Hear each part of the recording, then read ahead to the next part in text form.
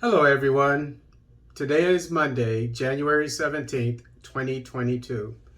Burkina attack kills around 10 civilians.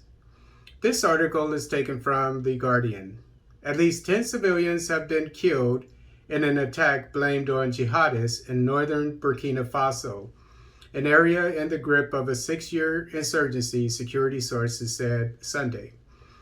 Unidentified armed individuals carried out an attack on the village of Namsiguyen in Bam province on Saturday, a security source told AFP, adding that the provisional death toll was around 10 dead civilians. A local resident put the provisional death toll at 9 and said that significant damage had been caused to shops and businesses in the village, which had been torched. The terrorists stayed in the village for several hours where they looted and destroyed, he said, adding that the assailants had sabotaged the telephone antennas beforehand, making all communication impossible. The security source warned that the toll could still rise as families are still awaiting news about family members. Burkina Faso has been struggling with jihadist attacks since 2015, when militants linked to Qaeda and Islamic State group began mounting cross-border raids from Mali. More than 2,000 people have died, according to a toll compiled by AFP. The National Emergency Aid Agency says that 1.5 million people, nearly two-thirds of them children, were internally displaced as of November 30th. The country's security forces are poorly equipped to face a ruthless and highly mobile foe, adept at carrying out hit-and-run raids aboard motorbikes and pickup trucks. On November 14th, a force described as numbering several hundred men attacked a police base at Inada near the Malian border, killing 57 people, including 53 gendarmes. On December 23rd, 41 people were killed when a convoy of traders was ambushed near Wahiguya, also near the Malian frontier. And as I said in an earlier video about northeastern DRC, countries that have insurgencies like Burkina Faso, Mali, DRC, Nigeria, Somalia.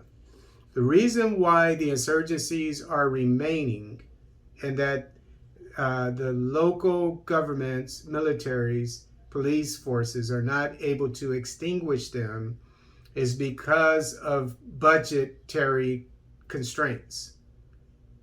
I'm sure if all these governments, even including the strong economy of Nigeria, if they had the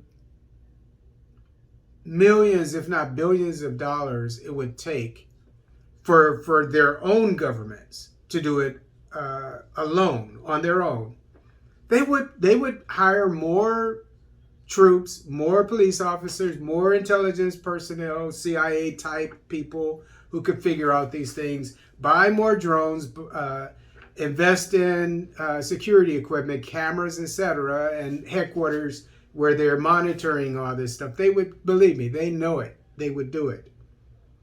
But they have budgetary constraints. They're not able to do it monetarily.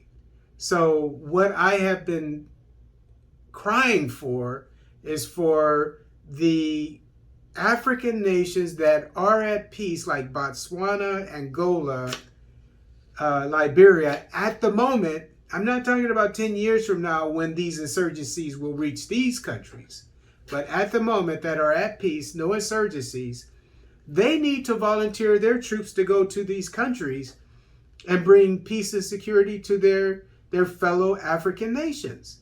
Because peace and security in for example, the Democratic Republic of the Congo, the richest nation on earth, if peace and security were there and the economy was getting all of the money that it deserves for all of its natural resources, it would benefit the whole continent of Africa.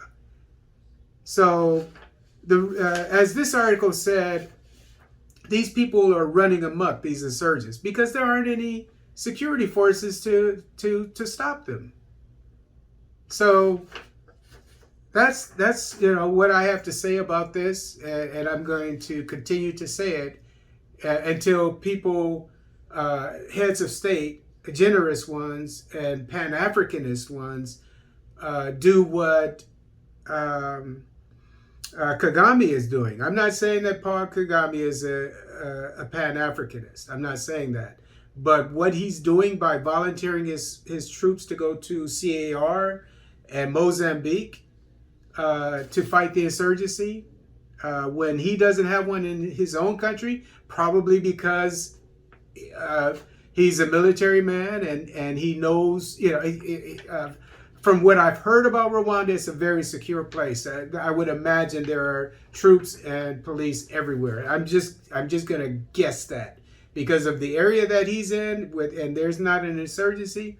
It has to be because there's a large military and police security presence. But anyway, what he's doing is a Pan-Africanist approach to the insurgency. And so what I'm saying is our African leaders of other countries that they can send their active duty troops to places like Burkina Faso, and we can get rid of this insurgency.